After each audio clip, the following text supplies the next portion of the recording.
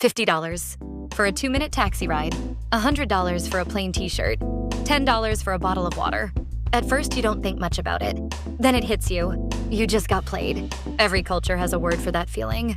In America, you got ripped off. In Korea, there's a stranger expression. Koreans say Ba-ga-ji-reul Sseu-da.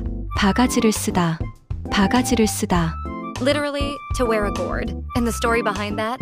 Phrase may begin with one of the oldest scams in Korean history. Imagine it's the late 1800s. You've worked all week.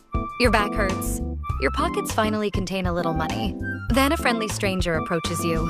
He points toward a crowded room. Inside, people are cheering, laughing, winning money, or at least that's what it looks like. The stranger smiles. Come on, just one game. You step inside. 10 large bowls sit upside down on the floor. The dealer places a small object beneath one of them. Then he starts moving the bowls. Slowly at first, then faster.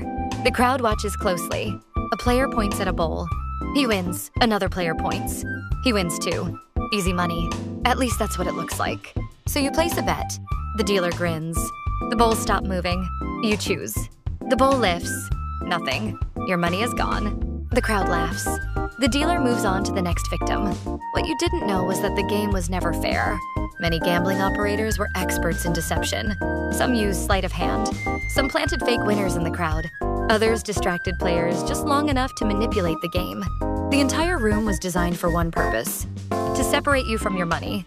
Historians still debate the exact origin of the phrase, but one popular theory connects it to gambling scams like these. According to the theory, victims were said to have worn the gourd, as if a giant bowl had been placed over their heads. Blind to the trick, blind to the deception, blind to what everyone else should have seen. And honestly, it's a pretty perfect image, because that's exactly what getting scammed feels like. You don't realize it while it's happening, only afterward, when it's too late. Today, nobody plays that game anymore, but the feeling never disappeared. A taxi driver takes the long route. A tourist shop triples the price. A website hides fees until checkout. Different century, same scam. And in Korea, people still use the same phrase, Ba-ga-ji. Getting ripped off, paying far more than you should, being fooled by someone who knew exactly what they were doing. What's fascinating is that every culture has stories like this. Americans say, I got ripped off, or that's highway robbery. Koreans say, I wore a gourd. Different words, same human experience.